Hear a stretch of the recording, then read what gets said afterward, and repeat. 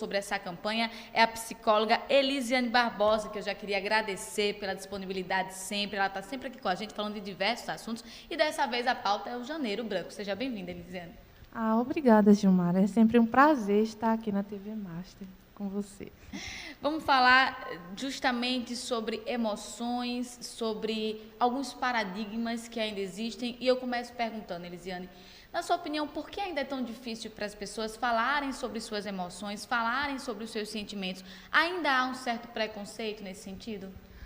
Gilmara, na verdade há muito preconceito. Por quê?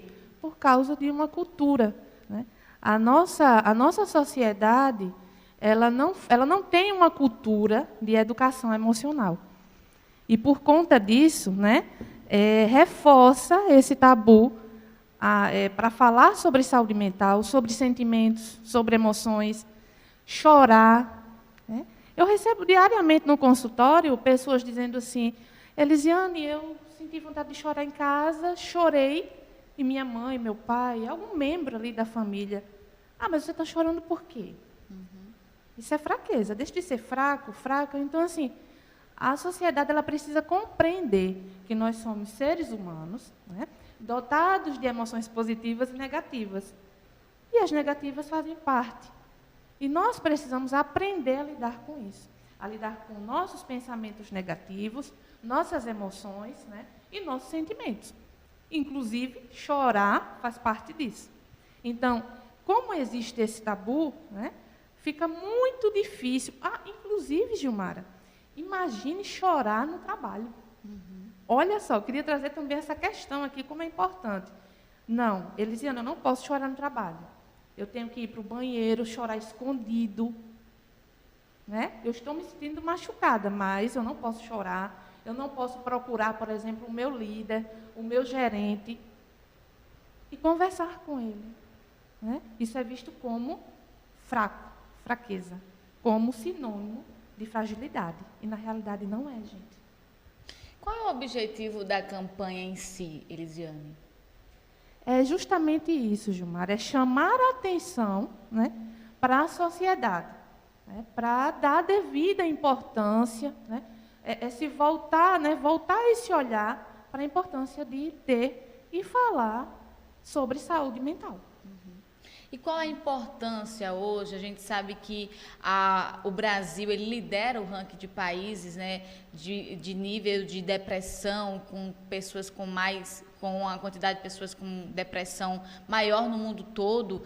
A gente sabe que isso não é só um dado, porque se a gente parar para pensar, as pessoas que a gente conhece, amigos, familiares, sempre vai ter alguém, né, passando por algum problema, né, psicológico, seja uma ansiedade, seja depressão. Inclusive, eu acho que, pelo menos no meu ciclo, hoje se tornou cada vez mais comum a gente dizer, eu tive crise de ansiedade, né, a minha ansiedade não permitiu, eu estou ansiosa, preciso fazer... Então, assim, as pessoas têm falado um pouco mais nesse sentido, têm assumido isso, porque eu entendo que, até para quem tem conhecimento, quem conversa, quem ouve, quem lê bastante, percebe que é uma necessidade também expressar. Mas qual é a importância hoje de se falar sobre saúde mental?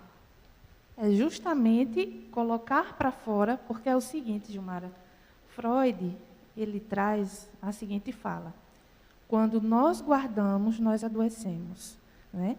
E assim, por que é que nós adoecemos? Porque vai acabar saindo de alguma forma. Então, quando não é falado, quando não é colocado para fora, vai sair em forma de doença, mas de alguma forma vai ser expressado, vai sair. Então, assim, é melhor realmente a gente colocar para fora, né, falar, verbalizar, porque a gente materializa o sintoma. Então, o sintoma deixa de existir gradativamente dentro da gente. A gente começa o que a gente chama de elaborar, né, porque aquilo ali vai sendo materializado fora de nós, fora do nosso corpo, fora da nossa mente. E a gente tende a superar. Então, assim, o que é que eu percebo, né, comentando a sua fala? As pessoas, elas têm realmente falado mais, mas ainda com muita vergonha. Elas não falam para todo mundo. É um avanço, mas não é um avanço tão significativo assim. Que deveria ser, né? Que é o que a gente espera. Então, assim, é com medo, por exemplo, eu vou falar para a Gilmara, mas eu não vou falar para a Elisiane, porque eu sei que Gilmara pode me entender melhor. Elisiane pode me julgar. Né? Porque o que é que acontece muito na nossa sociedade? É justamente esse julgamento, né, que eu falei anteriormente. Então, por isso que é tão importante chamar a atenção não apenas da sociedade, das pessoas que compõem, mas dos órgãos, das instituições, das empresas, entende? Para que possam colaborar, né? Para que se tornem ali porta-voz dessa importância de cuidar da saúde mental e física, Gilmara, porque nós não somos só corpo, nós somos corpo e mente. E há pesquisas que dizem que antes do corpo adoecer, a mente já está adoecida. Então, assim, toda doença começa por aqui, para depois ir para o corpo, e aí sim, nós, né, aí a gente realmente pode ter um diagnóstico de uma doença física. É importante que você fala, porque a gente percebe isso também no nosso dia a dia, seja com nós mesmos e até com outras pessoas que narram algo parecido, né? Começaram a sentir sintomas de gastrite, né? A gente conhece muito a gastrite nervosa, que vem de estresse, que vem de ansiedade, E uma pessoa que tem ansiedade, ela acaba desenvolvendo outras doenças físicas, né? Ela acaba desenvolvendo ali patologias que vão prejudicá-las em algum momento. Agora, eu achei interessante você citar também a questão das empresas, Elisiane, porque até para fomentar um pouco mais a discussão de se ter psicólogos nesses locais, não é? Psicólogos que acompanham esses profissionais. A gente sabe que hoje as pessoas estão cada vez mais sobrecarregadas no trabalho, a demanda aumenta, as empresas elas têm dificuldade de contratar mais pessoas e aí demandam mais tarefas para aqueles que já estão contratados, e isso sufoca um pouco. O assédio profissional, ele existe. Então, a importância de se ter profissionais da psicologia, não só nas empresas, cuidando dos profissionais, nas escolas, também nos hospitais. Você concorda com isso? Concordo, Gilmara. Inclusive, né, há estudos que comprovam que as pessoas elas são contratadas por conta do seu conhecimento, da sua intelectualidade, mas elas são demitidas porque não sabem lidar com as suas emoções, com as situações, com os relacionamentos dentro da empresa. Então, assim, elas não sabem lidar com as suas próprias emoções, porque quando você aprende a lidar com suas emoções, você começa a compreender e aprender a lidar com a dos outros. Entende? Então, é muito importante isso. Sim, é necessário, sim, tá? Um psicólogo. Agora, é o seguinte, não aquele psicólogo que fica sentado esperando as coisas acontecerem. Esse psicólogo ele tem que estar inserido dentro da empresa, né? Promovendo ali, né, ações semanalmente, até diárias, tá? Para que realmente ofereça uma oportunidade para que aqueles colaboradores, né, comecem a desenvolver o seu próprio autoconhecimento, né? Inclusive ajuda nos resultados da empresa.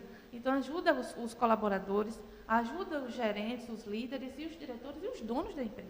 Sim. Então, é bom para todo mundo. Só que isso ainda é uma realidade muito bem distante. Difícil, ainda é distante, infelizmente. Porque o que é que as empresas precisam fazer?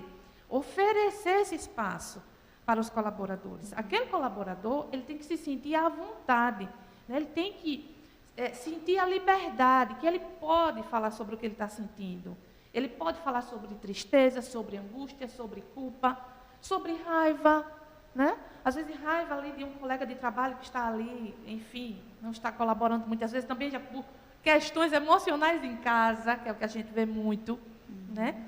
E realmente desenvolver ali, não um ambiente tóxico, mas um ambiente saudável para poder se trabalhar. Ou até mesmo incentivar que seus profissionais, que seus trabalhadores, funcionários, possam fazer terapia, né? Sim. De alguma maneira, fornecendo planos, enfim, eu acho que também tem essa questão, né? Já que não dá para proporcionar um profissional dentro da empresa para fazer tudo isso, então que incentive pelo menos as pessoas que trabalham ali a fazerem terapia, por exemplo. Isso, Gilmara, ajudem as pessoas, os seus colaboradores, também a fazer terapia. Se você é empresário, tem aí uma empresa, dono de empresa, um diretor, enfim, um gerente, pensa nisso, pensa em promover saúde mental para os seus funcionários. Você vai estar colaborando com a sua própria empresa, né? Então, vai estar ajudando os outros e ajudando a si próprio. Sim. Então, a gente precisa pensar nesse sentido, né? Porque todos nós somos dotados de emoções. No que consiste necessariamente esse cuidado com a saúde mental? Tá só em fazer terapia? Eu vejo algumas pessoas falando, por exemplo, em exercício, em alimentação. Existe também essa questão externa que pode interferir também, né, colaborar, na verdade, com a saúde mental? Sim, Gilmara. Claro, primeiramente a psicoterapia, né, que é o que promove o autoconhecimento.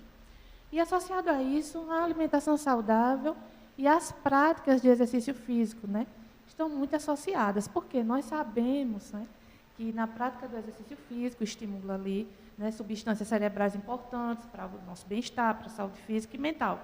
Em relação à parte alimentar, também nós sabemos, né, o poder dos alimentos no nosso organismo.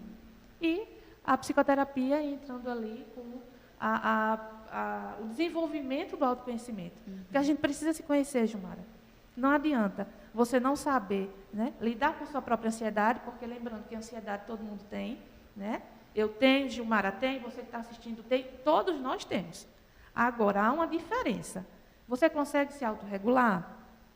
Ela impede você de fazer algo? Ela te impede de viver a tua vida naturalmente, de realizar as tuas atividades e a tua rotina?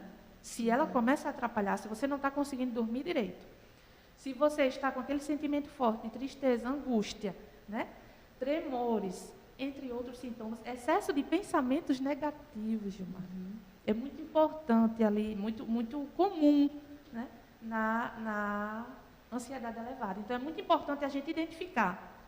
Para que assim a gente diagnostique também essa ansiedade patológica, né? Isso, que é a porque ansiedade, essa é a ansiedade patológica. precisa isso. do tratamento. A ansiedade não patológica, a gente consegue se autorregular normalmente.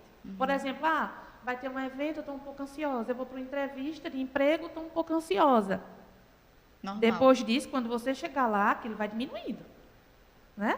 À medida que as coisas vão acontecendo, a tua ansiedade ela vai diminuindo e você se sente super bem e tudo tranquilo.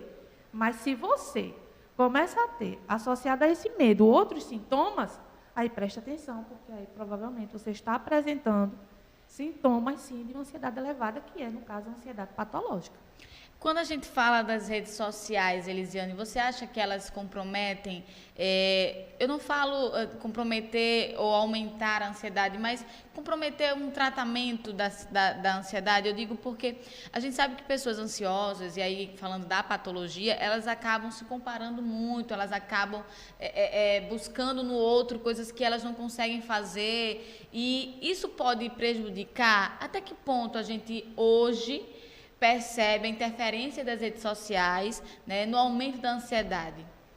O que acontece, Gilmara? Quando alguém desenvolve uma ansiedade elevada, essa pessoa já está ali com a baixa autoestima. Por quê? Eu costumo dizer que uma das substâncias de ansiedade elevada é a insegurança. Então, aí você entra ali, naquela rede, certo? E você ver tudo o contrário do que você sente, você começa imediatamente, né, são gatilhos, a se comparar. Na verdade, é algo que já está dentro de você. Né? E aquela situação, né, faz com que acione aquilo que já está dentro de você. E aí o que é que acontece? Eu chamo até, as minhas pacientes sabem, que comparação é autopunição. Porque você não vai se comparar para se elevar, você sempre se diminui. Então, você eleva o outro e diminui você mesmo, né? Você se diminui. Então, assim, infelizmente, isso acontece muito, muito por conta disso. Pessoas que já têm, que já sofrem ali, né, de algum acometimento emocional, principalmente depressão e ansiedade, né, entram na rede social, veem outras pessoas, porque ali as pessoas só postam o que querem, né? Só postam o lado bom, só postam o lado positivo da vida. Raramente alguém vai postar algo negativo ali. Né? Então, aquelas pessoas começam a elaborar o pensamento, já por serem inseguras. A vida dela é melhor do que a minha, ela tem mais dinheiro do que eu, ela mora num local melhor do que o meu, ela sabe mais do que eu, ela é mais bonita do que eu. Então, assim, entende? Eu não tenho isso, eu não vou alcançar. E aí isso cada vez mais vai deprimindo e aumentando, claro, a ansiedade. Então, reforça o acometimento emocional. esse mês de janeiro, ele foi escolhido com intenção, justamente pelo fato de que no início do ano as pessoas não se comparam, mas as pessoas se exigem um pouco mais, as pessoas têm as metas de início de ano, é um período de reflexão, de avaliação, de colocar na balança o que deu certo no ano passado, no que pode dar esse ano. Há um significado no janeiro branco, há um significado nessa campanha ser no início do ano? Sim, com certeza, porque nós estamos iniciando um novo ciclo. Então, isso propicia, né, essa autorreflexão, essa autoavaliação, né, esse que eu chamo de introspecção no mês de janeiro. E aí, claro, a gente começa a refletir mais sobre nossa vida, sobre o que nós precisamos fazer, sobre os nossos objetivos, metas, sobre nossos relacionamentos. Então, em resumo, a gente começa a refletir mais sobre a nossa vida, sobre nós e sobre o outro também. Essa questão dos relacionamentos, Elisane, também é importante das pessoas avaliarem quais são as suas amizades, relacionamentos amorosos, enfim.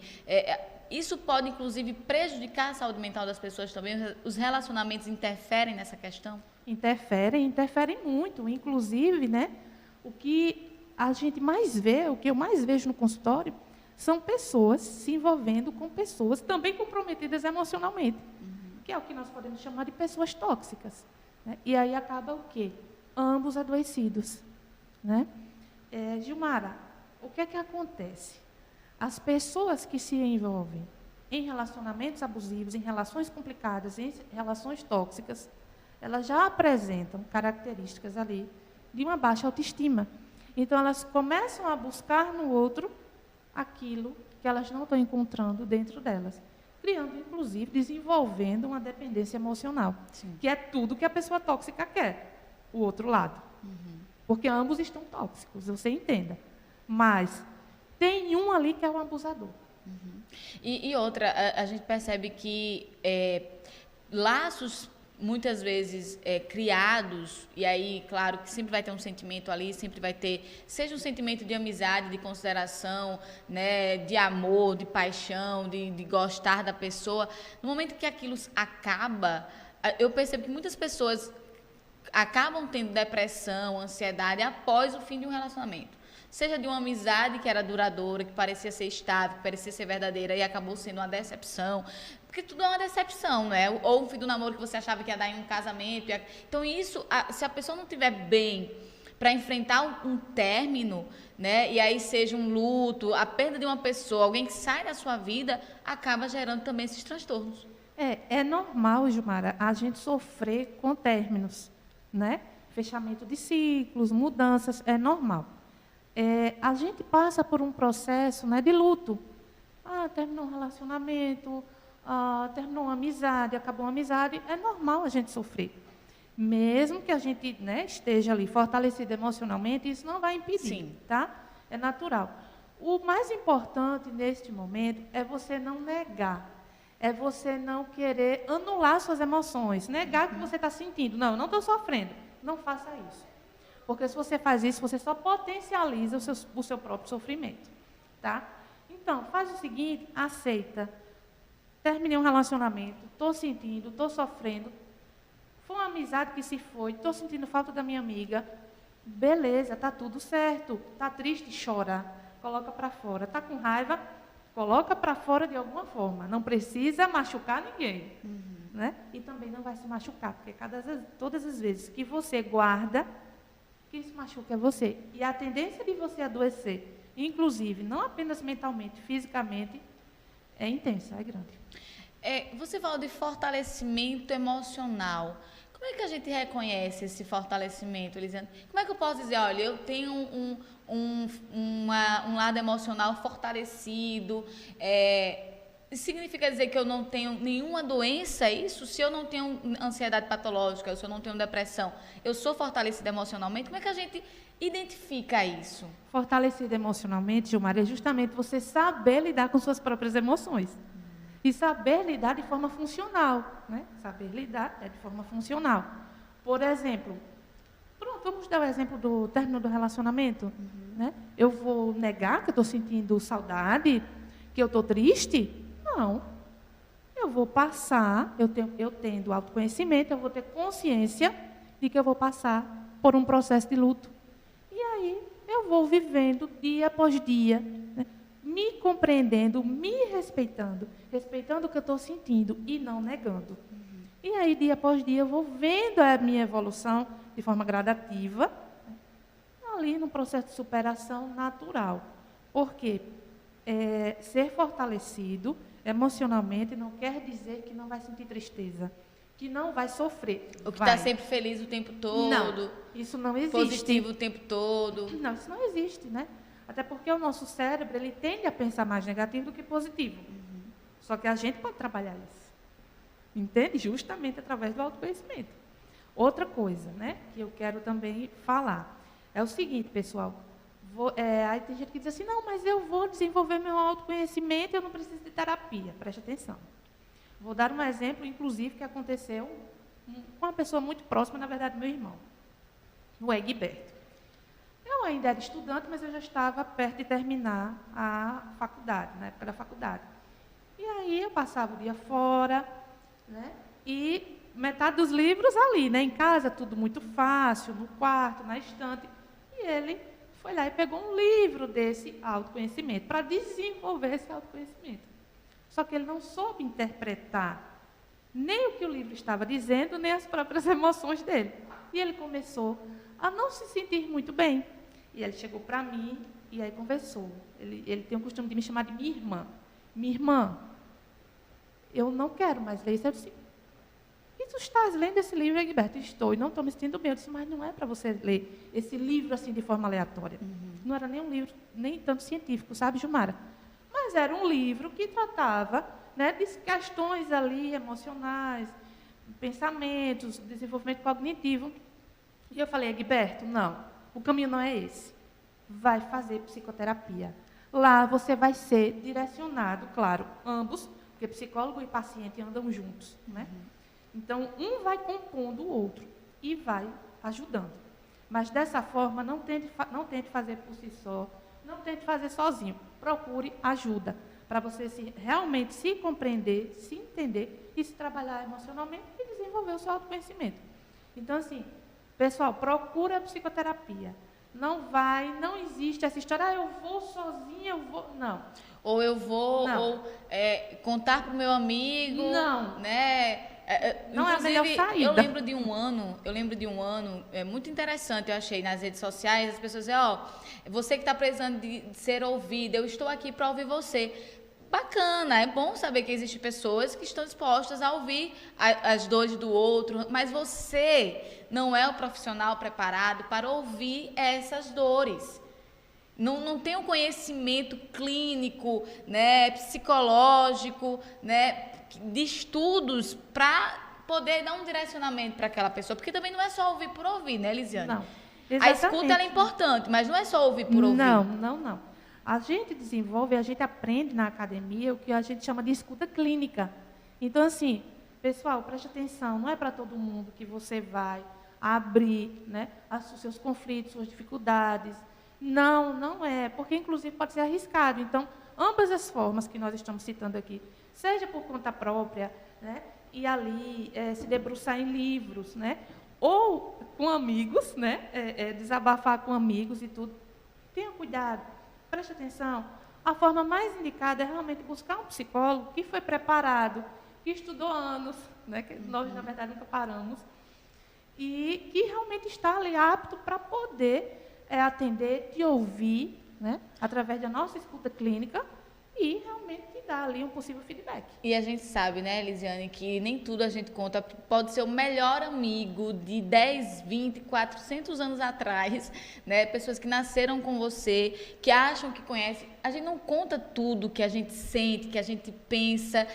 Existem pensamentos sórdidos que todo mundo tem e tem medo de dizer aquilo para um colega e assustar aquele amigo. Dizer, poxa, você pensa isso? Exato. Ou coisas que você fez e você vai dizer à pessoa, meu Deus, você fez isso. Então, assim, o medo também de olhar, decepcionar aquela pessoa com coisas que você fez, não fazem com que você evite falar determinadas coisas. E para um profissional da psicologia, não. Você vai ali, você, de fato, descarrega tudo. Você conta até coisas que você nem lembrava que tinha acontecido na sua Gilmara, vida, justamente porque o outro, ele vai realizar julgamentos. Ele vai fazer julgamentos. E a gente está ali sem julgamentos. Por quê? Por que é que o outro faz julgamento? Porque todos nós somos diferentes. Cada um tem os seus processos mentais, sua história, sua construção, suas crenças. Sim. Né? Que está ali relacionado aos seus valores. Então, assim, você vai fazer o quê? Ah, Gilmara, não concordo, não acredito que Gilmara fez isso. É sempre assim. E muitas vezes você escuta o que você nem está precisando ouvir. Uhum. E aí piora, claro, a situação. Sim. Entende? Então, isso é muito sério. E o que eu acho interessante até da terapia é que ela é uma coisa para quem tem coragem, né, Lisiane? Porque nem todo mundo quer enfrentar os seus demônios. E na terapia você enfrenta esses demônios, né? Você acaba se deparando com situações que... Eu acho que, inclusive, por isso que algumas pessoas desistem, né, da terapia. Porque quando vai chegando em determinados locais, lembranças, situações, até que possam explicar seu comportamento, quem você é hoje, por que você sente determinada ansiedade com determinadas situações, por que aquilo é um gatilho na sua vida, ou por que você sempre muda de emprego, por que você não gosta de frequentar determinados lugares. Quando chega nas explicações, né, em tentar entender essas questões internas, aí tem pessoas que dizem, não, eu não quero saber, eu não quero mais passar por isso. É porque o processo terapêutico, ele mexe, né? Existe Ele até uma revira fala, muita coisa. existe até uma fala que diz assim, inclusive ontem, eu até postei no meu stories falando sobre, na verdade, uma aula que eu estava assistindo, onde a professora dizia assim, como você vai retirar o sintoma da pessoa imediatamente, se é o sintoma que está sustentando ela? Uhum. Então, tem que ser aos poucos, tem que ser devagar. E é por isso que se dá o nome de processo, por isso esse termo, processo, porque realmente leva tempo, né? Então, assim, é mexer em feridas, é mexer em questões da sua infância, da sua adolescência, que aí você nem se dava conta, mas eu nem lembrava que isso estava me fazendo mal. Uhum. Isso ainda me faz mal? Na maioria das vezes, sim. Até eu mesmo fazendo terapia, eu percebi coisas que, assim, eu não, assim, talvez eu já tivesse meio que imaginado, mas ali foi a verdade, foi o diagnóstico. Olha, isso aqui é uma coisa que lhe incomoda e por isso que você repete tanto. E eu repetia, mas eu achava que eu repetia de forma aleatória. Não, era totalmente intencional aquilo. Era um assunto que eu sempre trazia à tona, que eu sempre estava ali conversando, seja em momentos mais sérios, em momentos mais contraídos. Aquilo era pauta para mim sempre. E eu até então não tinha percebido por que aquilo era uma pauta para mim. Era um processo inconsciente, né, exato, Gilmara? E eu percebi isso na terapia. Você repetia de forma inconsciente. Exato. Isso acontece muito com Exato. muita gente. É por isso que sempre que termina uma sessão, você sai assim meio que anestesiado. Reflexivo. Assim, tentando entender o que é o mundo, quem você é. Porque, de fato, é um processo mesmo muito interessante. Então, eu acho que bacana a gente falar dessa campanha do Janeiro Branco, né? Principalmente para fortalecer a ideia de que as pessoas precisam da terapia, independente de você... eu só vou fazer terapia se eu tiver ansiedade patológica, se eu tenho uma depressão. Não. É um autoconhecimento, é a busca por isso. Justamente, e uma inteligência emocional, né, Gilmara? Porque o processo terapêutico, o autoconhecimento, ele vai te proporcionar uma inteligência emocional.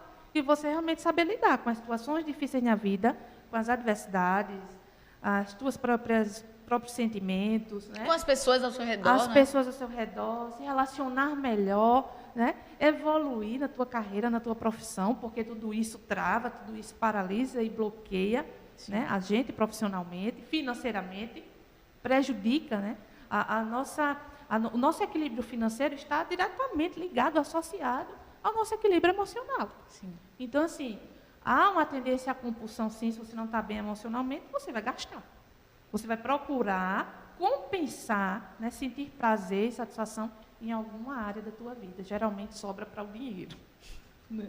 Geralmente sobra para o bolso. É o que a gente vê muito. Então, assim, Gilmara, a inteligência emocional, ninguém nasce com ela. Tem que ser realmente desenvolvida. E todo mundo tem essa condição. Eu não consigo, Elisiane. Não. Isso é uma crença sua. Se você acha que você não consegue, é uma crença sua, porque você consegue. Basta adentrar no processo de autoconhecimento. Que você consegue, sim, desenvolver, aprender e a ter, no caso, a inteligência emocional, né? A inteligência emocional, eu costumo dizer que é aquela pessoa que tem autoconhecimento, que se conhece de fato, né? e consegue se autorregular e consegue se motivar. Ela não fica dependendo de motivações externas, tipo assim, de coisas externas, coisas ou pessoas externas. Não. Ela encontra dentro dela, ela é capaz de encontrar dentro dela motivos para se automotivar. Perfeito. E não ficar dependente dos outros. Sim. Então, eu vejo que realmente é uma campanha muito bacana para esse início de ano. A gente parabeniza, inclusive, a toda a comunidade psicológica, né? A toda a comunidade da psicologia, né? Lembrando que vocês, psicólogos, que tomam à frente dessa campanha, eu acho muito interessante isso, principalmente a gente está sempre aqui trazendo para todos os programas, todo horário, né? Porque é interessante a gente falar um pouco sobre isso e com profissionais diferentes que trazem elementos diferentes, abordagens diferentes, e assim a gente vai chegando na maior quantidade de pessoas possíveis. Eu acho isso muito bacana. Parabenizar você, Elisiane, por tudo que você trouxe para a gente aqui, pelo que você fez a gente repensar. E esperamos, né, que em 2023 mais telespectadores, nossos companheiros de todos os dias, entendam a necessidade e a importância de fazer terapia e consigam aí melhorar a sua saúde mental. Obrigada, Elisiane. Eu espero você aqui nas próximas oportunidades. 2023 tem aí várias, se Deus quiser, para a gente poder estar junto aqui conversando. Eu que agradeço. E, pessoal, vai fazer terapia, entra no processo de autoconhecimento, desenvolve tua inteligência emocional, que você pode. É isso. Se você perdeu algum detalhe dessa entrevista, você corre no YouTube TV Master Play. Lá você acompanha tudo que a Elisiane conversou com a gente sobre essa campanha do Janeiro Branco, mas principalmente sobre inteligência emocional, sobre a saúde mental como um todo, né? Esse fortalecimento das emoções e esse processo de autoconhecimento, tá? Você acompanha no YouTube TV Master Play, tem também o www.tvmaster.tv. Lá é ao vivaço, também você acompanha todo o nosso programa.